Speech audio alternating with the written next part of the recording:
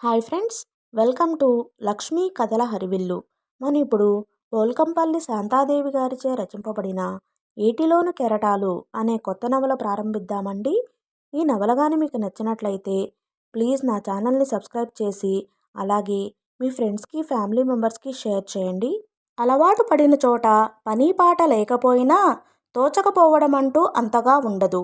కొత్త చోట కాస్తో కూస్తో పని బాధ్యత అంటూ ఉన్నా చిరాకుగా ఉంది దేవదాసికి. కృష్ణవేణి ఎప్పుడు భర్త దగ్గర నుండి కదిలేది కాదు. తిండి తిప్పలు కూడా ఆమెకు సహించడం లేదు. భర్త మంచంలో పడ్డప్పటి నుంచి కంటికి నిద్రను కూడా దూరం చేసుకుంది. మీ కష్టసుఖాలు పంచుకునే అర్ధాంగిని నేను అని రుజువు చేసుకుంటున్నదామె. ఉదయం స్నానం చేసి దేవుడు పూజ చేసుకుని తులసి తీర్థం తీసుకుని వచ్చి కూర్చున్నదంటే మరి లేచే ప్రయత్నమంటూ ఉండదు. బాబుగారికి ఈరోజు కాకపోతే రేపు నయమవుతుంది. అమ్మా, బాబుగారి విచారంలో పడి మీ ఆరోగ్యాన్ని అశ్రద్ధ చేయకండి అని ప్రాధేయపడేవాళ్ళు గోవిందస్వామి ఇతర నౌకర్లు. రావుగారి కాలు ఇంకా స్వాధీనం కాలేదు. కాకలు, కట్లు, వేణీళ్ల ధారలు, తోమడాలు ఇవన్నీ కాగా కూడా ఫలితం కనిపించక మంత్రగాళ్లను కూడా తీసుకువస్తున్నాడు గోవిందస్వామి. క్రింద పడితే తగిలిన దెబ్బకు మంత్రాలేమిటి అంది కృష్ణవేణి. వచ్చిన మంత్రగాడు చెప్పాడు, కింద పడితే తగిలిన దెబ్బే, కానీ గుర్రం బెదిరి రాళ్లలోకి రప్పలోకి తీసుకుపోయి బాబుగారిని కింద పడేసిందంటే అసలు జరిగిందేమిటో గ్రహించాలి. దొరసాని, ఎన్ని వైద్యాలైనా బాబుగారి కాలు స్వాధీనం కాలేదంటే సంగతేమిటో తెలియడంలా. గాలిచేష్ట తప్ప మరొకటి కాదు. బాబుగారిని నాకప్పగించండి. నా మీద నమ్మకముంచితే బాబుగారు ఈ పొద్దుకల్లా ఇంట్లో కర్ర పుచ్చుకొని తిరిగేటట్లు చేయాలి. అలా వచ్చేవాళ్ళు మంత్రగాళ్ళు. దీని సంగతి నాకు చెబుతారా? ఇలాంటివెన్నో చూశాను, ఎన్నో చేశాను అంటూ బీరాలు పలికేవాళ్ళు. ఒకళ్ళ నుండి కాలేదు. 2-3 రోజులు వంట బ్రాహ్మణుడు వడ్డించిన భోజనం సుష్టుగా పట్టించి ఇదేమిటో కొత్త రకంగా ఉందంటూ చల్లగా జారుకునేవారు. రావుగారి కాలినొప్పిని భూత వైద్యులు కుదర్చలేకపోయారు, నాటు వైద్యులు కుదర్చలేకపోయారు. కాలు చక్కగా చాపడానికి రాదు, దగ్గరికి ముడుచుకోవడానికి రాదు. మంచంలో యమయాతన అనుభవిస్తున్నారు ఆయన. మంచం దగ్గర నుంచి కదలకుండా కూర్చునే కృష్ణవేణికి ఇంట్లో జరిగే సంగతులేవీ తెలియవు. ఇంటి నిండా నౌకర్లు తిరుగుతుంటారు. ఎవడు ఏది పట్టుకుపోయినా అడిగే దిక్కుండదు. దేవదాసి వచ్చిన 2-3 రోజుల వరకు ఏమి చేయలేకపోయినా మెల్లమెల్లగా ఇంటి పరిస్థితినంతా అవగాహన చేసుకుంది. ముందు మేనత్త విషయంలో శ్రద్ధ తీసుకుంది. ఆమె అన్నం నీళ్ల మీద కూడా ధ్యాస వదులుకుని అహోరాత్రులు మావయ్య సేవలో నిమగ్నమైతే ఆమె మాత్రం ఎన్నాళ్ళుంది? ఆరోగ్యం దెబ్బతినదు అనుకుంది. అత్తయ్య, మనిద్దరికీ వడ్డించమని చెప్పాను సుబ్బయ్య గారితో. నువ్వొస్తే గాని నేను తినను. దేవదాసి కళ్ళల్లో నీళ్లు తిప్పుకుని అనేటప్పటికీ ఆ పిల్ల భోంచేయదన్న భయంతో మరి లేవక తప్పేది కాదు కృష్ణవేణికి. ఒకనాటి సాయంత్రం ఎనపెట్టె తాళం చేతులు కూడా మేనకోడలి చేతిలో పెట్టి, ఇంటి బాధ్యతనంతా నీకప్పగిస్తున్నాను తల్లి. ఇంట్లో సామాను అది జాగ్రత్త అని చెప్పింది కృష్ణవేణి. బావగారికి ఇంకా నయం కాలేదని తెలిసి కృష్ణవేణి తమ్ముడు సూర్యదేవులు వచ్చారు. నాటు వైద్యాల వల్ల లాభం లేదని చెప్పి పట్నం నుంచి ఇంగ్లీషు డాక్టర్ను తీసుకువచ్చి చూపించారు. డాక్టర్కు ఫీజు ఏర్పాటు చేసి 2 రోజులకోసారి వచ్చి చూసిపోయేట్లు చెప్పి వెళ్ళిపోయారాయన. డాక్టర్ గారి వైద్యం వల్ల కాలు నొప్పి కాస్త తగ్గి గుణం కనిపించిన రాత్రి వేళల్లో చలి జ్వరం తీసుకుని రావుగారిని మంచం వదలకుండా చేసింది. డాక్టర్ గారు కారులో 2 రోజులకోసారి వచ్చి చూస్తూ వైద్యం సాగిస్తున్నారు. 5-6 రోజుల్లో దేవదాసికి ఒక దినచర్య ఏర్పడింది. వంటవాడికి వాడు చేయవలసిన వంటకాలు పురమాయించడం దగ్గర నుండి అన్నీ అతి శ్రద్ధతో నిర్వహిస్తుంది. నౌకర్లు ఏ పని చేసినా చిన్నమ్మగారి కన్నొకటి తమ మీద ఉందన్న సంగతి వాళ్లకు తెలిసేట్లు చేసింది. నౌకర్లు చేసే ఏ ఒక్క చిన్న పొరపాటును కూడా ఉపేక్షించదు దేవదాసి. తీవ్ర దండనకు గురి చేస్తుంది.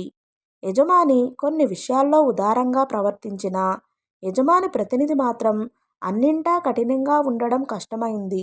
వాళ్లకు తమ వస్తువును స్వంతదారు ఏం చేసుకున్నా పర్వాలేదు.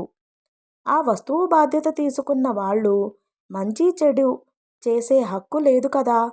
దేవదాసి బాధ్యత సక్రమంగా నెరవేర్చే మనిషి మరి. చిన్నమ్మగారి ప్రతాపం తెలిసిన గోవిందస్వామి మొదలైన నౌకర్లు ఎదుట అనే చనువు సాహసం లేకపోయినా చాటుగా అనుకోసాగారు. దొరసానికి ఇలాంటి కోడలొస్తే గాని ఈ ఇంటి పరువు వైభవాలు నిలబడవు.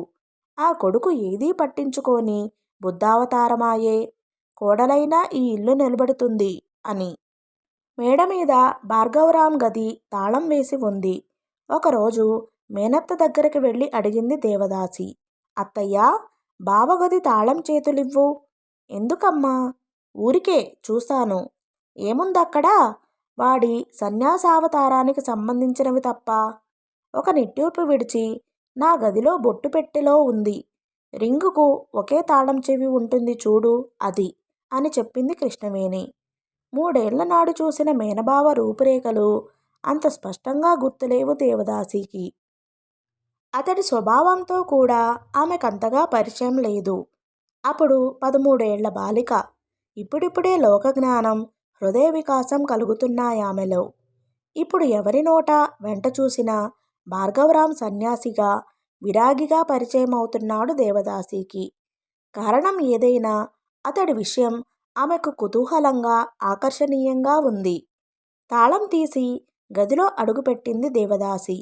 భార్గవరాం వెళ్ళినప్పట్నుంచి ఆ గది వాడకం లేకున్నా తల్లి అప్పుడప్పుడు గది చిమ్మిస్తూ, దుమ్ము దులిపిస్తూ ఉంటుంది కనుక గది శుభ్రంగా, తొక్కుడు వాడకం లేక ప్రశాంతంగానూ అనిపించింది దేవదాసికి. భార్గవరాం ఆ గదినే పడకగదిగా, డ్రాయింగ్ రూమ్గా ఉపయోగించేవాడు. అతనికి సంబంధించిన వస్తువులన్నీ ఆ గదిలోనే ఉంటాయి.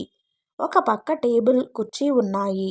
టేబుల్ మీద భార్గవరాం ఫోటో ఒకటుంది. చక్కని ఫ్రేమ్లో బిగించబడి గోడకు బుద్ధ భగవానుని చిత్రపటం ఒకటి తగిలించి ఉంది. ఓ 2 అల్మరాలు, ఓ ట్రంకు పెట్టె కూడా ఉన్నాయి. ఓ అల్మరాలో పుస్తకాలు నిండి ఉన్నాయి. ఒక్కొక్క పుస్తకమే చేతికి తీసుకుని చూసింది దేవదాసి. ప్రతి పుస్తకంలోనూ చదువుతూనే ఆపివేసినట్లు కాగితం మడిచిన గుర్తులు, పుల్లలు పెట్టిన గుర్తులు ఉన్నాయి. అవన్నీ మహనీయుల జీవిత చరిత్రలు, ఉత్తమ వేదాంత గ్రంథాలును. క్రింద అరలో భార్గవరాం రాసుకున్న డైరీలు కూడా పేర్చి ఉన్నాయి వరుసగా. అప్పటికే సంధ్య పడిపోయి గదిలో చీకటి అలుముకుంది. మరునాడు మధ్యాహ్నం తీరికగా వచ్చి కూర్చోవాలని నిశ్చయించుకుని గదికి తాళం వేసి క్రిందకు దిగింది దేవదాసి. తనకిష్టమైన పుస్తకం చేతికి తీసుకుని ముఖచిత్రం చూసినట్లుగా ఉంది ఆమెకు. ఆనాడు భార్గవరాం గదిని దర్శించిన అనుభవం. లోపల ఒక్కొక్కటే జాగ్రత్తగా తిరగవేసి సారాంశం అవగతం చేసుకోవాలన్న తపనతోటే ఆమె ఆ రాత్రి నిద్రకు ఉపక్రమించింది. మరునాడు మధ్యాహ్నం భోజనం కానిస్తూనే చిరిచాప తలగడ తీసుకుని పైకి వెళ్ళింది. దేవదాసి ముందు బావ దినచర్య ఏమిటో తెలుసుకోవాలని అనుకుంది. అతని డైరీలన్నీ తీసి చాపమీద పెట్టుకుని కూర్చుంది. చదవటానికి ఒకరి డైరీలు చాటుగా చదువుతున్నానన్న భయం లేదు ఆమెకు. తనిలా చదువుతున్న విషయం రహస్యంగా ఉంచాలన్న ఆలోచన లేదు. రేపు బావ వస్తే నేను నీ డైరీలు చదివాను బావా అని చెప్పేయగలదు. అందుకే భార్గవరాం డైరీలు చదవటానికి సంకోచించలేదు దేవదాసి. ఏ పేజీ తిప్పినా అతడి ఆలోచనలు, అనుభూతులు తప్ప దినచర్య అంటూ ఏమీ లేదు. అందంగా అల్లిన అంచు, మధ్య చక్కని చుక్కలు, ఆకర్షవంతమైన రంగు. సృష్టికర్త తన నైపుణ్యమంతా ఒలకబోసిన ఆ సీతాకోకచిలుక రెక్కల్లో అపూర్వమైన సౌందర్యాన్ని దిద్దాడు. మందగా వీచే గాలిలో తేలికగా రెక్కలు అల్లాడిస్తూ పువ్వు మీదకి ఎగిరిపోతున్నది సీతాకోకచిలుక. రేకులు విచ్చుకుని సౌందర్యంలో నాకు పోటీ ఎవరన్నట్లుగా కొమ్మ చివర ధీమాగా తల ఎగరవేసే ఆ గులాబీ సుందరి. ఓహ్ సృష్టికర్త, నీ కళాపిపాస, నీ సౌందర్య సృష్టి ఎంతటి అపూర్వం! ఆ రోజు గులాబీ మొక్క చెంత కనిపించిన దృశ్యం ఎంతటి విషాదకరమైనది.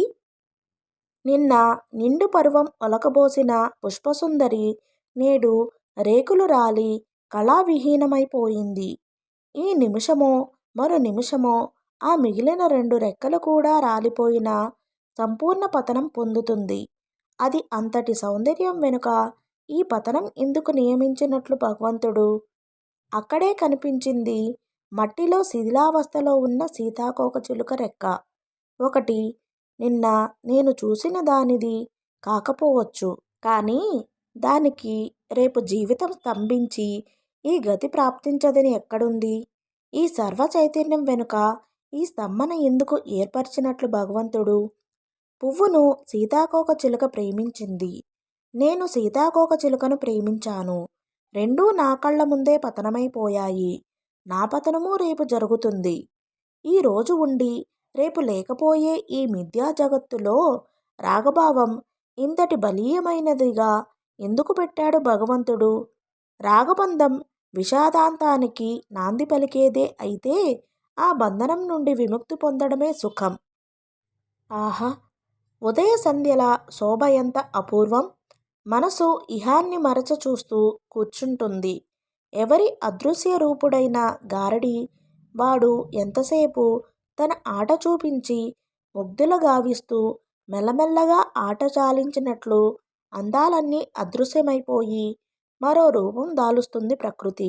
ఆ అందాలు స్థిరాలు కావని తెలిసినా మన మైకంలో పడి కొట్టుకుంటుంది. ఆ ఆకర్షణ ఎందుకింత బలీయమైంది? ఈ మనసెందుకింత చంచలం? జింక పిల్లను సాకాలని ఉందిరా అన్నాడు నాన్న బోయనర్సి గాడితో. వాడు చెప్పిందేమిటి? పచ్చగడ్డి కాలంలో జింకలు ఈనుతాయట. ఈనిన పిల్ల మీద తడి ఆరకముందే పట్టి తెచ్చేయాలట. తల్లి నుండి వేరు చేసి ఆ పిల్లను సాకాలని నాన్నకెందుకు ఆపేక్ష? ఉదయ సూర్యుని కిరణ పరిష్వంగంలో తుహిన బిందువులు మత్తుగా సోలిపోతుంటే మెత్తగా పచ్చికతో అడుగులు వేస్తున్నాను. పూజకు పూల కోసం అమ్మ తోటలోకి వచ్చింది. పూలు కోస్తూ కోస్తూనే ఆగి పిలిచింది అమ్మ. బాబూ! ఏమమ్మా? అటు చూడు. ఇంకా ముక్కుపచ్చలారని ఊరపిచుక గూటి నుండి వచ్చి పచ్చికలో రెక్కలు అల్లాడిస్తూ తల్లి ఆహారం నోట పెడుతుంటే నోరు తెరిచి కిచకిచలాడుతున్న దృశ్యం చూశాను. ఇంచుక ఉద్వేగం మిళితమైన ఆర్ద్రస్వరంతో అన్నది అమ్మ. నిన్ను నేనలాగే పెంచుకుంటాను కదూ? సందేహం లేదు. మరి అమ్మ అంటే నీకెందుకు ఆపేక్ష లేదు తండ్రి? అమ్మ కళ్ళు తడిసి గొంతు గాద్గదికమైంది. క్షణభంగురమైన ఈ మిథ్యా ప్రపంచంలో మనుషులేమిటో మమతలేమిటో నాకు అర్థం కావటం లేదమ్మా. మానవజాతి మమతానుబంధంలో కనీసం మనిషికి మనిషికి మధ్య ఉండవలసిన అనుబంధాన్ని కూడా తుడిచిపట్ట చూస్తున్నావెందుకు? నోరులేని పశుపక్షి జాలంలో కూడా తల్లి బిడ్డల మధ్య అపూర్వమైన మమతాబంధం పెనవేసుకు ఉంటుందే. నన్ను ఆ అదృష్టానికి ఎందుకు దూరం చేశావు? రామా, నేనేం పాపం చేశాను? దుఃఖావేశంతో త్వరగా వెళ్ళిపోయింది అమ్మ. ఏమిటో భ్రాంతి. ఏ పేజీ తిప్పినా అంతులేని నిరాశ, విపరీతమైన వైరాగ్యాన్ని నింపివేశాడు భార్గవరాం. ఎందుకో దేవదాసి మనసంతా బరువెక్కింది. డైరీలు అల్మరాలో పడేసి టేబుల్ ముందుకు వచ్చి నిల్చిందామె. భార్గవరాం ఫోటోలోకి చూస్తూ ఉదాసీనంగానూ గంభీరంగానూ ఉన్న అతడి చూపులు ఓ సౌందర్యపు ప్రోవా. నువ్వు ఒకనాడు ఆ గులాబీ సుందరిలా ప్రకృతి ధర్మంలో నీ యవ్వన సౌందర్యాలు పోగొట్టుకుని నశించిపోతావులే అన్నట్లు అనిపించింది. ఉలిక్కిపడింది దేవదాసి. నిలువుటద్దంలో చూసుకునే తన ప్రతిబింబాన్ని క్షణకాలం కన్నుల్లో నిలుపుకొని చూసింది. సరసిజ సౌందర్యాన్ని ధిక్కరించేటట్లు తన ముఖబింబం, కోమలంగా ఉండే హస్తాలు, మృదువైన పాదాలు, సుకుమారమైన లతలా ఊగిపోయే తనువు, తనకే ముచ్చటగొలిపే ఈ ఆకృతి ఒకనాడు మట్టిలో కలిసేదేనా? ఓ మిథ్యావాది! ఒక ఆర్తనాదం వెలువడింది ఆమె హృదయపు లోతుల నుండి. క్షణం తరువాత ఏమైనా అవని, ఉన్న క్షణం లేదని అనుకోవడం భ్రాంతి కాదా? జీవితం 3 దినాల ముచ్చటనే కానీ ఆ 3 దినాలు ఆనందపు మధువులు నింపుకుని నవ్వుతూ మృత్యువును కౌగలించు. ఈ వైరాగ్యపు విషాన్ని నింపుకొని ఆ 3 క్షణాలు ఏడుస్తూ చావడంలో పొందేదేమిటి? తరతరాలుగా వస్తున్న మన భారతీయ ఆధ్యాత్మిక తత్వం సర్వం మిథ్య అని చెప్పేదే అయితే అది తొందరగా నశించవలసిందే. మానవుడికి సుఖమివ్వలేని ఏ మతబోధ అయినా ప్రపంచంలో స్థిరత్వాన్ని సాధించుకొనలేదు. ఓ ఆశావాది, నిరంతరం నీ కంటి ఎదుట జీవన్మరణాలను దర్శిస్తూనే ఆశాపాశంలో బంధింపబడడంలో నీకు ఆనందమేమిటి? ఫోటోలో భార్గవరాం గంభీరమూర్తి వెక్కిరింపుగా నవ్వినట్లనిపించింది. గతుక్కుమంది దేవదాసి. నేను సత్యం నుండి చూస్తున్నానా? అలజడి చెందిన మానసంతోతే నాడు మేడ దిగింది దేవదాసి. రోజూ పగటి వేళల్లో తీరిక చిక్కించుకుని భార్గవరాం గదిలో గడుపుతుంది దేవదాసి. అల్మరాలోని పుస్తకాలు తీసుకుని తిరగవేస్తూ పడుకునేది చిరిచాప మీద. ఆ పుస్తకాలలో బావ నేర్చుకున్న పాఠాలేమిటో గ్రహించాలని ఆమె ఉద్దేశం. ఈ 3-4 రోజుల్లో వచ్చివేస్తున్నట్లు భార్గవరాం నుండి ఉత్తరం వచ్చింది. ఎందుకోగాని దేవదాసిని సిగ్గు, భయం, ఆనందం చుట్టుముట్టి ఉక్కిరి బిక్కిరి చేశాయి. ఎవరో ఒక నూతన వ్యక్తిని చూడబోతున్నట్లుగా ఆమె మనసు ఉద్వేగపడింది. ఆ రోజు హఠాత్తుగా అర్ధరాత్రి నిద్ర నుండి మెలకువ కలిగింది దేవదాసికి. ఇల్లు అందరి ఏడుపులతో నిండి ఉంది. అత్తగారి ఏడ్పులు వినబడి అదురుతున్న గుండెలతో మామగారి గదిలోకి పరిగెత్తింది దేవదాసి. నౌకర్లందరూ మంచం చుట్టూ నిలబడి నోట్లో గుడ్డలు కుక్కుని ఏడుస్తున్నారు. కుళ్ళి కుళ్ళి గోవిందస్వామి కూడా రావుగారికి సుస్థి చేసినప్పటి నుండి ఇప్పుడే పడుకుంటున్నాడు. ఆయన కంటతడి పెట్టాడు. 8 రోజుల నుండి జ్వరమైతే వస్తుంది కానీ ఇంత హఠాత్తుగా పరిస్థితి ఇలా విషమిస్తుందని అనుకోలేదెవరు. కృష్ణవేణి రావుగారి గడ్డం పట్టుకుని గుండెలు పగిలేలా ఏడుస్తుంది. నన్ను అన్యాయం చేసిపోతారా అంటూ. బాబుగారు, మీ కుమారులు వస్తారు. వారు వచ్చే వరకైనా ఉండి అమ్మను ఆయన చేతిలో పెట్టండి రుద్ధకంఠంతో అన్నాడు గోవిందస్వామి. దేవదాసి భయపడినట్లుగా మామగారి ప్రాణం పోలేదింకా.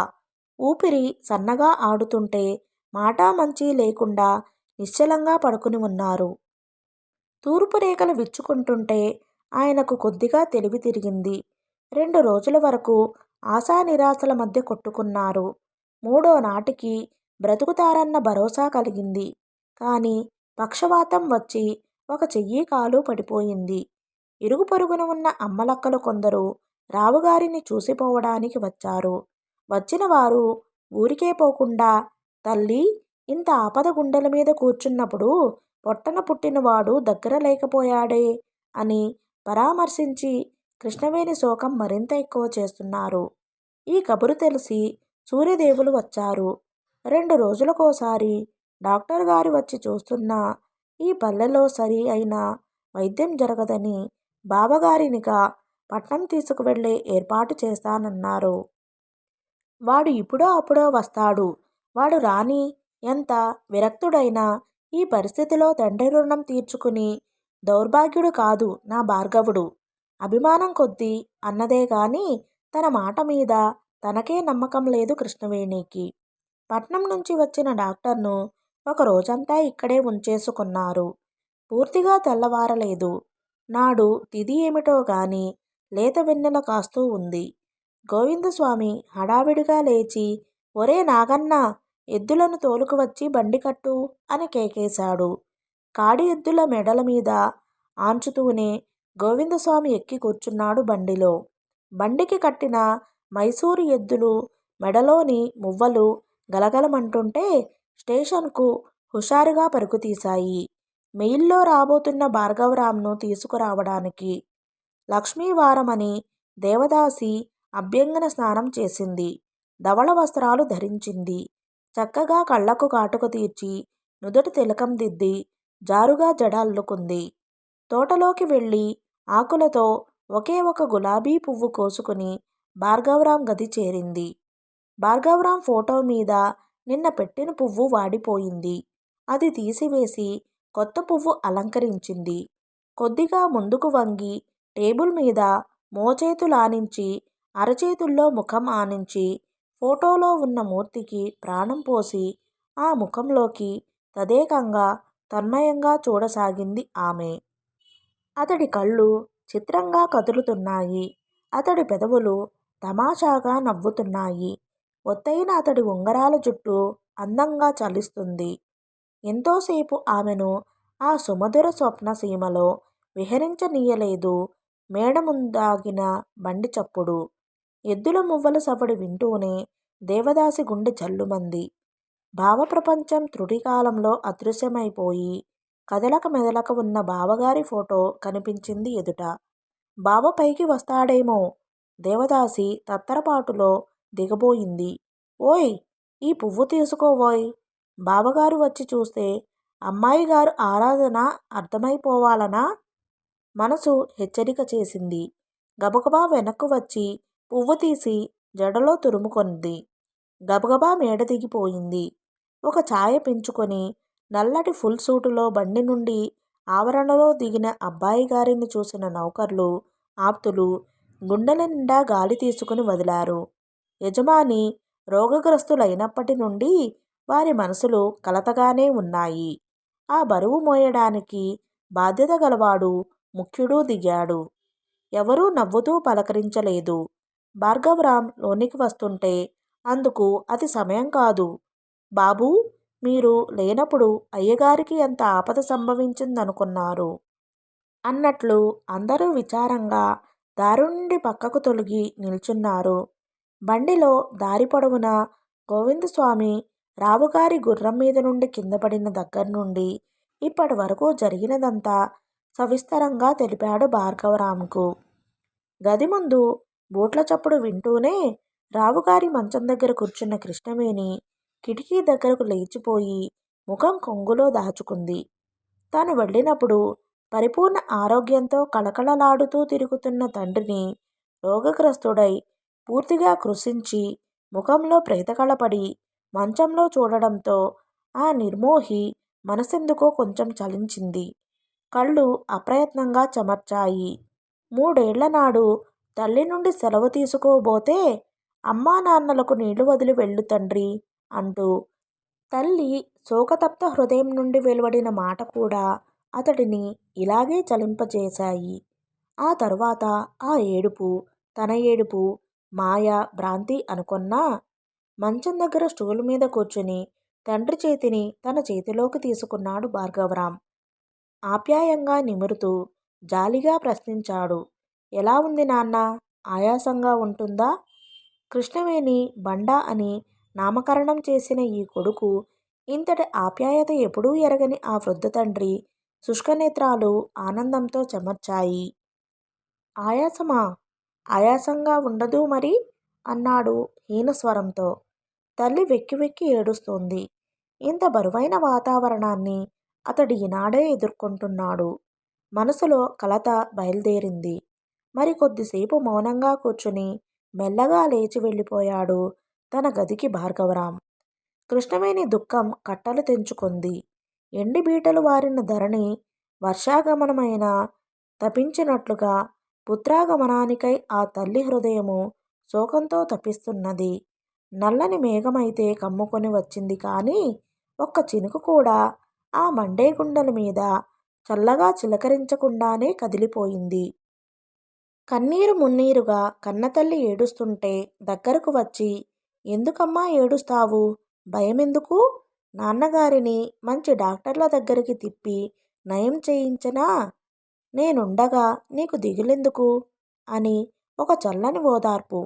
భగవాన్, నేనేం పాపం చేసుకున్నాను?